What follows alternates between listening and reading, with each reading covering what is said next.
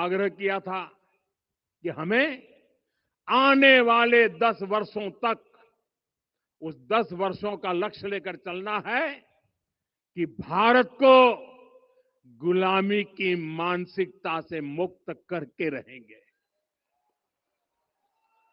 साथियों, सबसे बड़ा दुर्भाग्य यह है कि मैकाले ने जो कुछ सोचा था उसका प्रभाव कहीं व्यापक हुआ।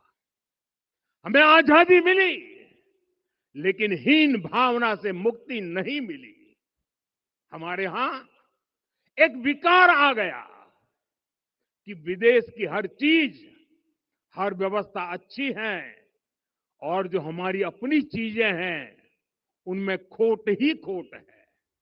साथियों, गुलामी की यही मानसिकता है जिसने लगातार यह स्थापित किया। हमने विदेशों से लोकतंत्र लिया।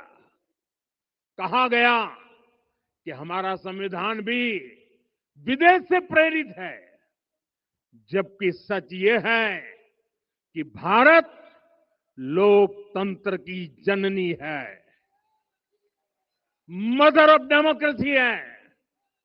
लोकतंत्र हमारे डीएनए में है। साथियों, अगर आप तमिलनाडु जाएंगे तो तमिलनाडु के उत्तरी हिस्से में उत्तीर-मेरूर गांव है। वहां हजारों वर्ष पहले का एक शिलालेख है।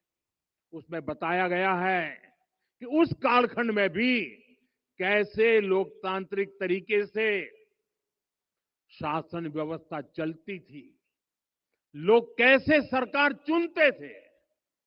लेकिन हमारे यहां तो मैग्ना कार्टा की प्रशंसा का ही चलन रहा।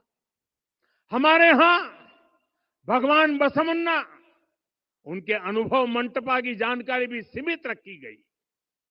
अनुभव मंटपा यानी जहां सामाजिक, धार्मिक और आर्थिक विषयों पर सार्वजनिक बहस होती थी, जहां सामूहिक सहमति से निर्णय लिए जाते थे।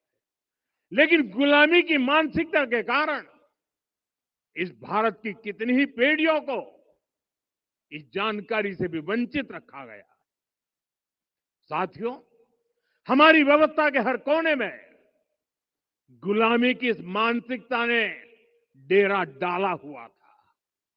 अब याद करिए, भारतीय नौसेना का ध्वज सदियों तक उस ध्वज पर ऐसे प्रतीक बने रहे जिनका हमारी सभ्यता, हमारी शक्ति, हमारी विरासत से कोई संबंध नहीं था। अब हमने नौसेना के ध्वज से गुलामी के हर प्रतीक को हटाया है। हमने छत्रपति शिवाजी महाराज की विरासत को स्थापित किया है। और ये सिर्फ एक डिजाइन में बदलाव नहीं हुआ, ये मानसिकता बदलने का क्षण था। ये वो घोषणा थी कि भारत अब अपनी शक्ति अपने प्रतीकों से परिभाषित करेगा, न कि किसी और की विरासत से। और साथियों, यही परिवर्तन आज अयोध्या में भी दिख रहा है। साथियों, ये गुलामी की मानसिकता ही है जिसने इतने वर्षों तक रामत्व को नकारा है। भगवान राम अपने आप में एक वैल्यू सिस्टम है।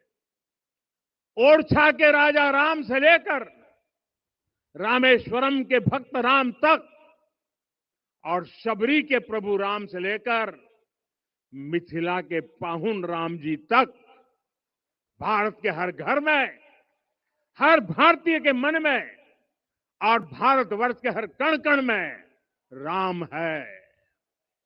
लेकिन गुलामी की मानसिकता इतनी हावी हो गई कि प्रभु राम को भी काल्पनिक घोषित किया जाने लगा। साथियों, अगर हम ठान ले अगले 10 साल में मानसिक गुलामी से पूरी तरह मुक्ति पा लेंगे, और तब जाकर के ऐसी ज्वाला प्रज्वलित होगी, ऐसा आत्मविश्वास बढ़ेगा कि 2047 तक विकसित भारत का सपना पूरा होने से भारत को कोई रोक नहीं पाएगा। आने वाले 1000 वर्ष के लिए भारत की नींव तभी सशक्त होगी जब मैकाले की गुलामी के प्रोजेक्ट को हम अगले 10 साल में पूरी तरह ध्वस्त करके दिखा देंगे। साथियों, अयोध्या धाम में रामलला का मंदिर परिसर भव्य से भव्यतम हो रहा है और साथ ही अयोध्या को संवारने का काम लगातार जारी है। आज अयोध्या फिर से वह नगरी बन रही है जो दुनिया के लिए उदाहरण बनेगी। त्रेता युग की अयोध्या ने मानवता को नीति दी। 21वीं सदी की